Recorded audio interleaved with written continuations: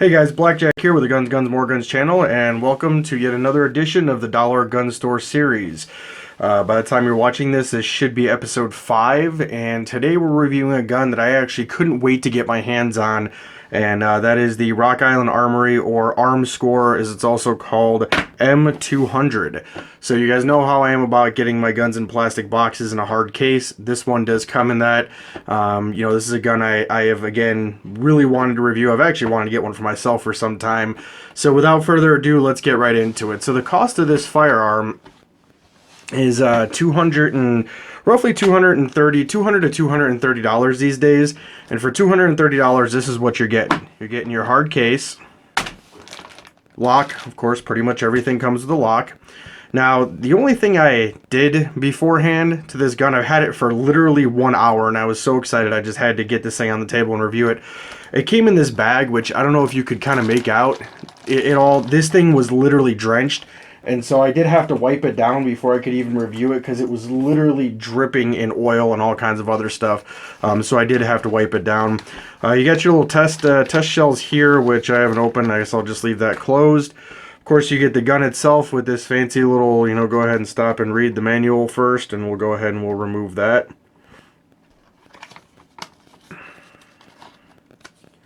There's a little block here. We'll go ahead and we'll knock that out. And then, of course, you get the gun itself. Now, let me see. I didn't see a manual, and so we're discovering this together. Ah, there it is. The manual was underneath the other side of this, and so looks like you got some firearm safety depends on you. Pretty standard stuff. So again, at one point these were $200, like $199. Pretty tough to find for $199 these days anymore. Because they're apparently pretty popular. People really like them. I know there's been a lot of reviews on this gun, but we haven't had a chance to review it yet, get it out on the table, so it's going to be our review of it. But as far as cost goes, for the $230 I paid for it, I'm going to go ahead and give this one a 3 of 5. It comes with some pretty basic stuff, and, $230 out of our $300 maximum does kind of get a little bit... get a little bit up there, I guess, but $230, that puts us right at about a 3 of 5 on cost. So now we're going to get into the fit and finish. Fit and finish is decent on this. I really haven't had it that long. Again, I've had this thing in my hands just long enough to kind of wipe it down, and you could probably still see in some areas that it's still oily. I just kind of gave it a quick wipe. It does kind of have a funky texture to it, like here on the barrel, here on the receiver, the frame. It's got, I don't know, this weird kind of textured feel to it.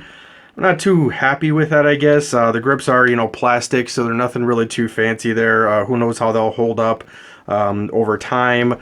But as far as like the action and everything, I did kind of mess around with that, and I'll show you guys now because I know people get anal about that. As far as like the action, it does actually feel pretty good, which I guess kind of fits into fit and finish a little bit. But I did decide, because it has this kind of weird texture to it, and the sights kind of, well, suck. It's just got this ramp in the front and this notch cut out of the back. I decided to go ahead and give this one a 3 of 5 for fit and finish. Moving right along into magazine capacity. So magazine capacity, obviously we really wanted to see right around 10 rounds. As a revolver, you guessed it, does not carry 10 rounds. It carries 6. Which is something I kind of wanted to talk about because a lot of other revolvers in this price point, you can find like the Charter Arms with like the 2-inch barrels. Not a big fan of those. EAA makes the Vindicator, I guess depending on how you want to pronounce that, with the 2-inch barrel for about $300. That's actually a 357. It's got 6 shots, but pretty much everything else you're going to find, actually, I wasn't able to find much else with a 4-inch barrel, a full frame revolver that carries 6 shots for under $300. And believe me, I looked because I wanted to compare them. It is now, God, what month is it? It's just about April 2017, and I have seen some used Smith & Wesson, I guess like California Department of Corrections trade-ins that have hit the market for about $300. But again, those are used, beat-up guns. We're not talking brand spanking new, and so with the magazine capacity, I guess being that most of the other guns in this kind of category, in this price point, most of the other revolvers, to kind of compare this to other revolvers, only carry 5 rounds. I guess that kind of helps its case a little bit for magazine capacity. The other thing is that these HKS Speedloaders, these are the DSA or DS-A model, and I'll go ahead and so these actually fit, and yes, I'm going to actually load the gun. I know, terrible safety violation and all that. They actually work pretty well. And so for $7, I mean, you can reload this thing pretty quickly. 1, 2, 3, 4, 5, okay, and there's the number 6 bullet. So you actually reload this thing, I guess, fairly quickly if you're good with the speed loaders. But because, it really does only carry 6 shots, I went ahead and gave it a 3 of 5 for magazine capacity because, again, you can get similar guns in 9mm. I've already shown you the B6P and the Taurus and even that piece of crap Jimenez, 12 rounds in the gun and all that. So definitely a 3 of 5 magazine capacity. Caliber. It's another kind of controversial one. It's obviously a 38, and it does say that this gun cannot take plus P, or at least I read that somewhere. I will go ahead and I'll put in a note if if I found out that I'm wrong about that, I'll amend this. I'll put a little annotation in here. But that does kind of limit it. Again, with the SAR, the B6P said, no plus P, but that's kind of just a for fun gun anyways. But with that being said, the 38s are pretty cheap. You could get a box of 50. You get a box of 50 Armscor. So it's an Armscor gun, Armscor ammo. You get a box of 50 for about $20 or so, so it's not not terrible, and especially because you only shoot 6 at a time, and so you're not really gonna be blowing through the ammo as quickly as you might with your semi-autos. I went ahead and I decided to give the caliber a 4 of 5. And with that being said, I should make a note that there are a lot of offerings in 38 Special for self-defense that are not plus P rated. So I'm not super concerned about the fact that you can't shoot plus P out of this. And finally, we're going to get into one of my favorite categories, and that's usability. Now, with the usability, and I know we're kind of blowing through this review, but, as we've kind of done a few of them here, I'm getting better, I guess, or more concise at doing this. With the usability, that's where this is going to get kind of, a little tricky maybe for some people. The revolvers aren't for everybody, and this is probably where I'm going to get a little long-winded. However, there are a lot of uses for a gun like this, especially if it's going to be your first or your only gun. If you're looking at it and saying, hey, I really only have a little over $200 to spend, and maybe you're not super familiar with firearms yet, but the thing with the revolver is a lot of new shooters tend to like the revolver because you can get your hands on it, you can open it, you can manually put your bullets. I know, again, I'm breaking the YouTube laws, I'm loading a gun online. You can get your hands on it and actually manually load it, or the speed loaders if you choose, and these are really cheap. These are like $7. Also, I've found that aside from new shooters, a lot of women, and I'm not taking a dig at revolver shooters, a lot of women actually like revolvers. And I think it also has something to do with the fact that a semi-auto for new shooters can be a little intimidating with all the switches and the gizmos on it. So some new shooters might not necessarily like the thought of a semi-auto. And so, if you're new, and, I always encourage new people to study up and take a class if you can. But if you're watching this review looking for budget guns, chances are you might not necessarily have the money to take a class. And I understand that. Those classes can get quite expensive. However, you can always ask a buddy who might know about guns. Plenty of guys out there are willing to show you around. But again, getting back to the usability, not to get too off track, with that being said, this would make a very suitable home defense gun because it is nice and big. It's got some heft to it. It feels really good in my hands. It's got a nice natural point. Now, I wouldn't use this for home defense because you're limited to 6 bullets. You're limited to 6 38s, and that's it. And try reloading with one of these things in the middle of the night when your adrenaline is pumping and it's dark and you just fired 6 bullets and your ears are ringing and your vision's probably whited out. Probably not such a good thing. However, if it's all you have and it's all you can really afford, I would totally recommend this, to someone who might be looking for something that they would feel comfortable with. Someone who's really, really new, someone who's really shy about it, and someone who said, hey, look, I've got a little over $200 to spend. What can I find, in something like this? Again, with the self-defense 38s that are out there, they do pretty good. As far as carry, yeah, again, I wouldn't carry this gun because it's big and it's kind of heavy. However, again, we're doing this review to give people an idea of hey, if you really had to buy a budget gun and that's kind of, the budget you're working with, you could totally carry this. It seems like there are plenty of, again, as I said, the HKS Speedloaders are out there, and you get Speedloader pouch. You get 2 Speedloaders and a pouch for it for like less than $30 because these are $8 a piece, and I've seen the like the little pouches you put on your belt for like $8. So I mean, really inexpensive. There's some holsters for it. Granted, you're probably going to be limited to some of the cheap Bulldog ones. I'm going to go back to my trusty U.S. Army issue from way back in the day. Holster, and again, even some old surplus holster. Now, I haven't really screwed around with this at all, but I mean, it does go in there, and this thing can adjust. So you can probably tighten this thing down quite a bit. There are probably some of those like Fox holsters and some of those other ones out there that are really inexpensive you could stick this thing in. Or, and this is kind of controversial, and we're still on usability here, I hope I haven't lost you yet. There was an article that was written that I actually agree with so much, and that is that the guy talked about using this as a giveaway gun, basically from a prepper standpoint. His group, he was the armorer, and he was buying a bunch of these guns back when I'm sure they were 200 or even less. He was buying a bunch of these things to give out to people that show up to his group when the shit hit the fan or in some sort of emergency situation, where he can actually give someone a gun that they can then, protect themselves with and help kind of be a force multiplier to the group. And his reasoning is sound. One, as I already mentioned, it's a revolver, so it's easier for new shooters to kind of learn on it, and it's a little less intimidating. And two, it's inexpensive, and it still fires a substantial round. I mean, the 38 is not an insignificant round. I mean, there are much more powerful rounds out there. Believe me, you get a lot of 9mm that do better than just the standard 100 and what is this 58 grain 38 these days.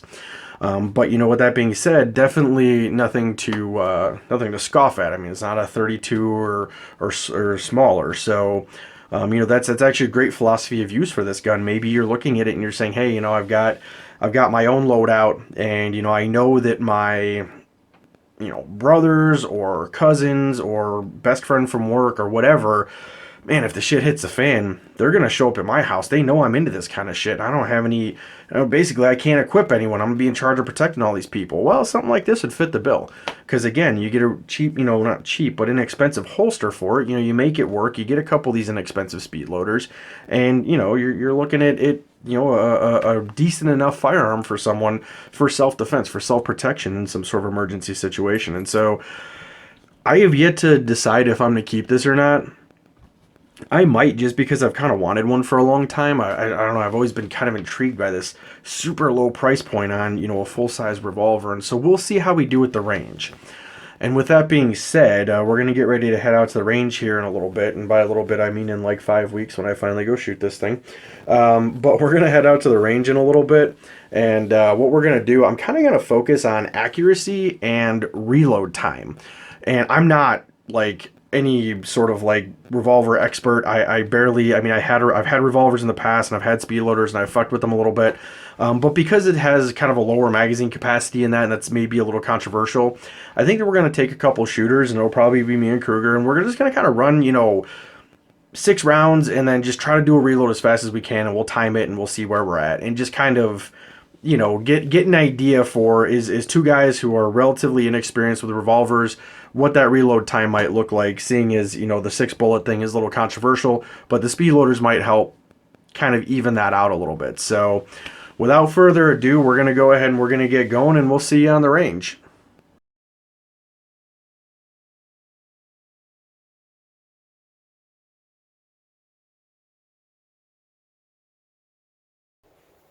Alright guys, Blackjack here with the Guns, More Guns channel, and today we're going to be doing the range review of the Rock Island Model 200. I'm excited to review this gun. This is actually one of them that I've wanted to buy for some time now, and I actually picked up for it this neat little nylon speed loader case. And I showed you the speed loaders when I was on the table earlier. As we do the range review, we're going to be doing mostly accuracy, but we're also going to do kind of a reload drill.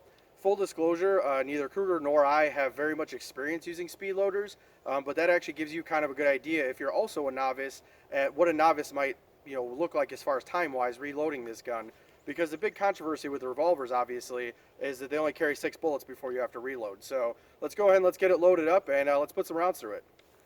All right, guys, we're all loaded up here. I've got the Federal American Eagle 124 grain 38 specials, 6 shots. Let's see how it groups.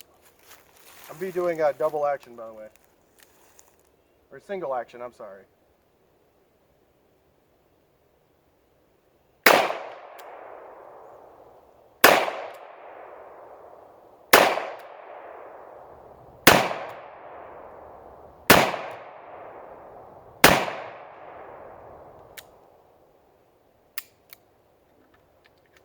All right, let's go ahead and let's see how I did.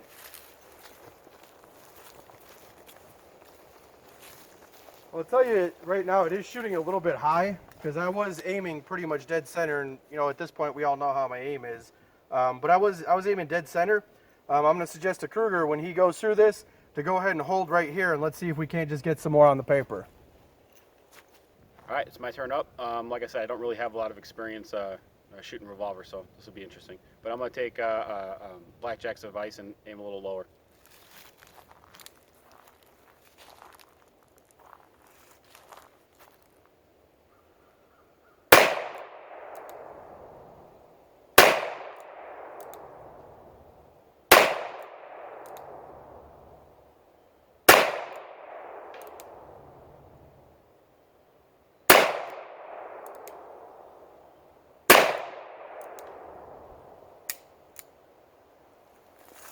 I don't think it helped. Well, let's go take a look.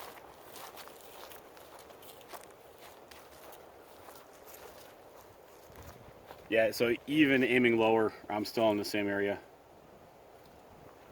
So, yeah. All right, guys, I'm gonna go ahead and I'm gonna do another round of single action here. See if we can't just figure out a good point to aim for this thing.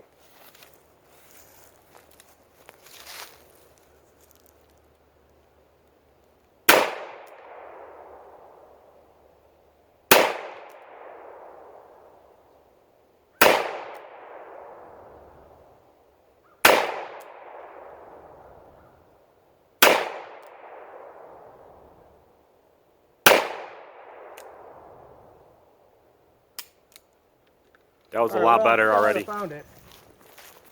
Way better. I would definitely say that we found the point of aim here. Where I was holding on this target, and we're about, I'd say maybe 25 or 30 feet. I didn't bring out my tape measure, so I couldn't tell you exactly. But I was holding right at the bottom, right here at the bottom edge of the circle.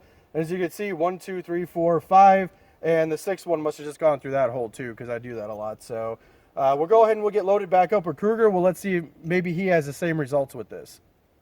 All right, now that Blackjack's on target, I'm going to follow the same advice, and hopefully I can do better than my last group. I'll be shooting at the top.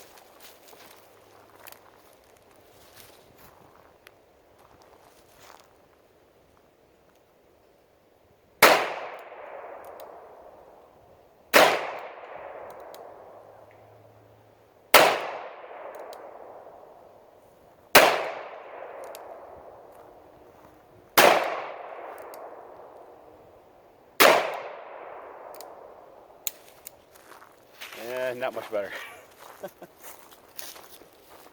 I got a neck shot though.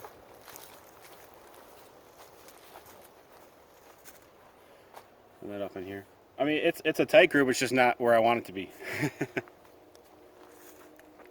All right, guys. So you know we got a couple of rounds through this thing in single action only.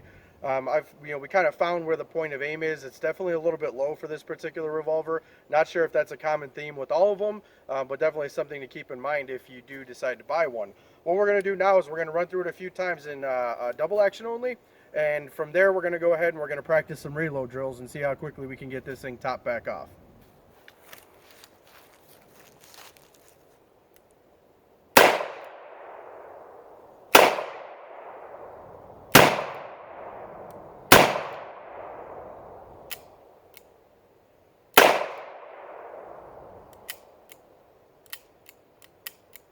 All right, that was interesting.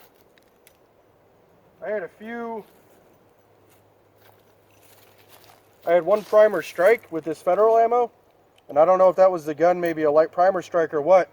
Primer struck, the bullet's still in the gun. And as a matter of fact, I want to check and make sure there's no squib in there. And you see I did that with the cylinder open, so don't freak out about that. But we'll have to keep that in mind with this, this Federal ammo. Let's go take a look.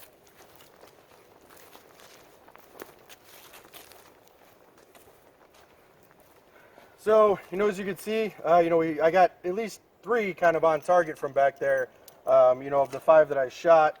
And when you subtract the 1 that just didn't go bang, it's not bad. The double action trigger is not terrible on this thing, but I could definitely tell you that you would need to practice with it if you wanted to get good with it. Let's go ahead and get Kruger on it and see how he does. Since I completely missed my target last time, I'm going to go ahead and shoot the same target, and hopefully I'll hit it this time. Shooting double.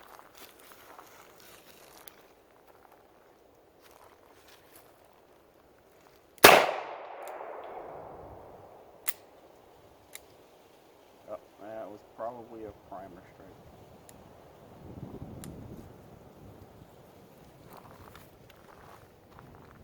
Just making sure, like blackjack didn't have a squib.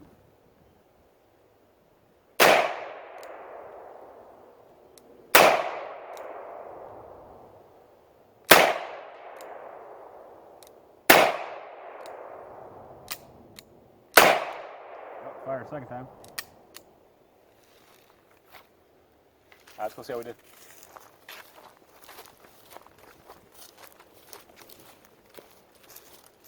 And the target's still not hit, so don't foresee a revolver in my future. Alright guys, so now we're going to do a couple reload drills. I've got that nylon Speedloader belt kind of thing that I put right here. The way this is going to work is I'm going to fire off all the rounds that I have loaded up right here. Kruger is going to start his timer on his phone the second that last round is fired, and he's going to stop the timer as soon as the first round has been fired from the reload. And so what that'll show us is, for a complete novice, the amount of time it takes to reload. And again, I've never really done this before, so I mean, if it's a long time, gives you an idea, if you're also a novice, that it might be a long time. So let's see how I do.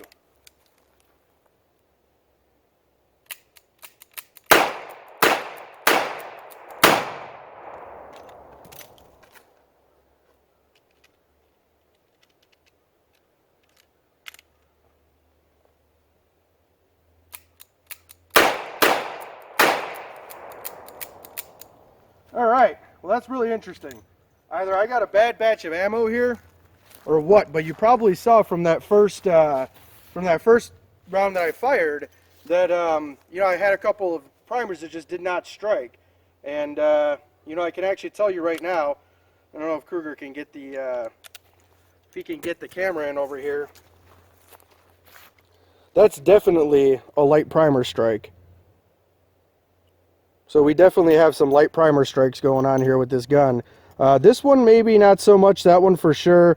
But yeah, we're getting some light primer strikes with this thing, so that's actually kind of concerning, because obviously the calling card of the revolver is reliability, and I mean that last one was 50%. I had 3 rounds that actually fired and 3 rounds that didn't.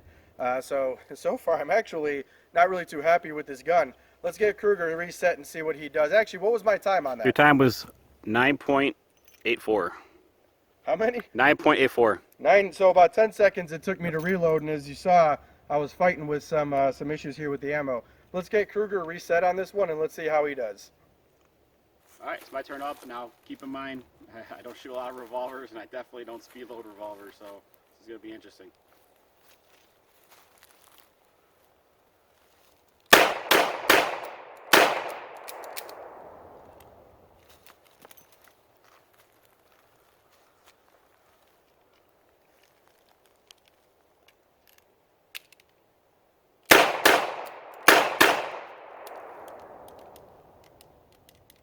Locked up.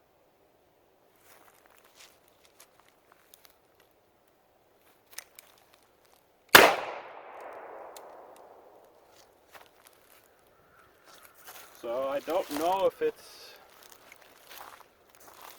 bulge ammo or bulge primer, but it's locking up the cylinder. So don't know. By the way, your time on that is 10:34. Okay. So it's pretty good considering that you have no experience, and I have some experience, and mine was right at about 10 seconds. So we had one that didn't go off.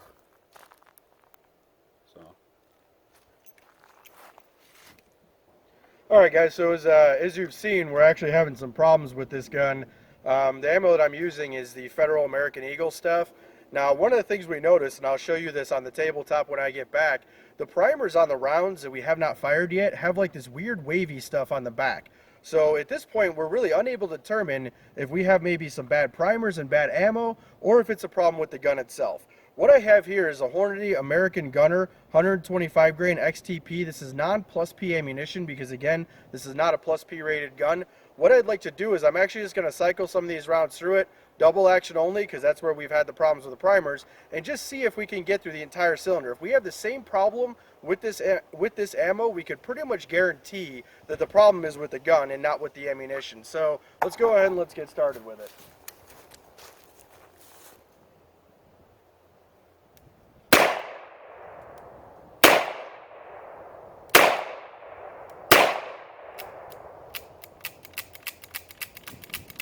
It doesn't look good for the gun.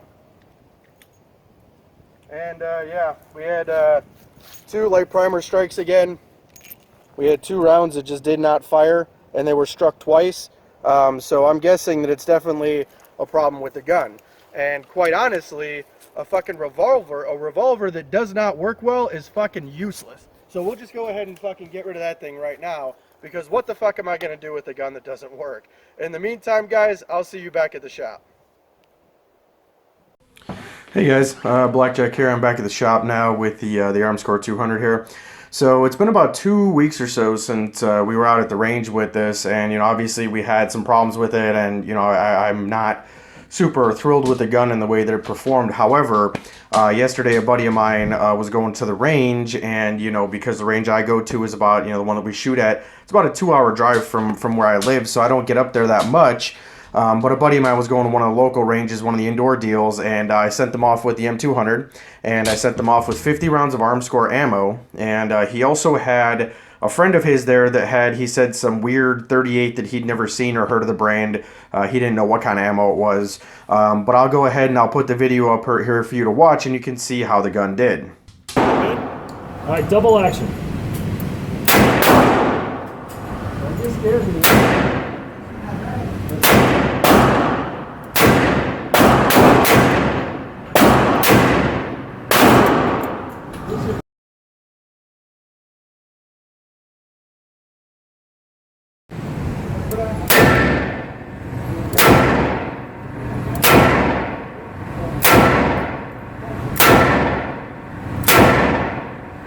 All again, perfect.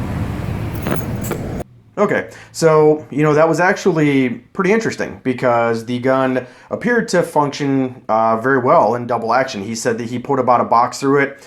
He said he started with 6 shots of single action and then ran some double action. I'm not exactly sure at what point he filmed that. He did say that the range there has some quirkiness about recording, so they had to kind of really on the sly, kind of low key make this recording. So it wasn't the best, but I do appreciate him doing that. That actually does make me feel a lot better about this gun. It makes me feel like there's something there. The only thing I had done in the I should have mentioned this previously. The only thing I had done to the gun. You see this little screw hole right here? There's a little flathead screwdriver right there. 2 flathead screws right there. Take the grip off by removing that screw. Remove these 2 screws, and there's a whole side panel comes off right here. And once I did that, I just sprayed the hell out of it with some rem oil. I cleaned it up really good. I put it back together. I put it back in the safe basically until 2 days ago when I gave it to my buddy to use. And it appears that the gun is functioning much better. So I don't know if that is a user thing where maybe it was my fault because I wasn't coming completely off of the trigger. Is maybe I'm so used to shooting semi-automatics that I wasn't giving it, I was looking for a resetter. I don't know. I'm trying to, use every possible means, I guess, to say whether or not it is the gun that was the problem or whether or not the problem was the shooter. So, once again, I'm pretty happy to see that the gun is working, well, at least appears to be working in double action, and I think that, like the Jimenez, I'll probably do another redemption video next time I get up to the range, shoot it in double action, try to shoot it really quickly, because he couldn't really shoot it too quickly at the range, but, I was having some problems even with the American Gunner ammo, the Hornady American Gunner, and I wasn't really shooting that too quickly in double action. And of course, the American Eagle stuff here that I've got, we had lots of problems with that in double action. So, look out for a follow-up review on this in the future. If I send it back, if I have more problems with it, I decide to send it back, of course, I'll just try to document all that, in case you are looking at this gun and, what you saw in the review made you nervous, or made you maybe not want to buy it. Can't necessarily say I would blame you on it. I would say, though, if you are looking at the M200 and you are looking at it as, one gun and you're on a really tight budget, I would highly recommend buying a couple boxes of different types of ammo, taking it out to the range the day you buy it, and running them through the gun to see what it likes and to see if you have any problems before you even think about trusting your life to this gun. So with that being said, we've got episode 6, which is our season finale, coming up here shortly. We're really looking forward to that, and so we'll see you guys on the range.